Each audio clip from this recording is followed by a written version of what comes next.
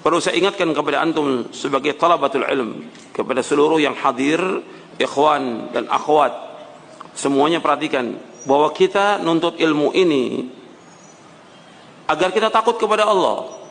Itu antum harus ingat itu.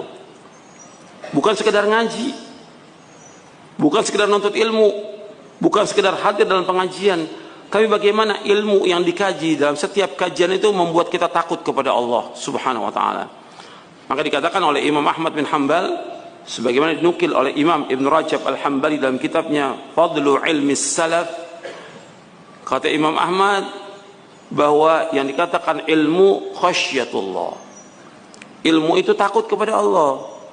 Tujuan kita menuntut ilmu ini bukan untuk kebanggaan, bukan untuk pamer, bukan untuk riya, bukan untuk mencari dunia, bukan. Tapi bagaimana kita menuntut ilmu, kita takut kepada Allah. Tumbuhkan itu, takut kepada Allah. Dan juga membersihkan hati kita. Makanya ketika kita nuntut ilmu ini, usahakan nuntut ilmu itu membersihkan hati kita. Bukan sekedar nuntut ilmu.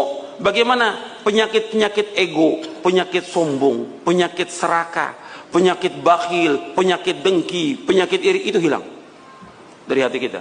Harus kita berusaha untuk membersihkan hati. Kalau tidak, sampai kapan? Dan apa manfaatnya antum ngaji? Antum dulu ngaji ilmu, ngaji berapa kitab antum baca, tapi hati ini nggak bersih, kotor, dengki pada orang, selalu benci pada orang, suudzon kepada orang, serakah kepada dunia, nggak ada manfaatnya pengajian itu. Yang kedua, membuat kita ini takut kepada Allah.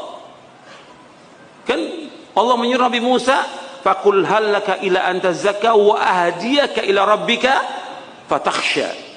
Aku tunjukin engkau kepada Allah agar engkau takut kepada Allah. Timbul rasa takut kita kepada Allah.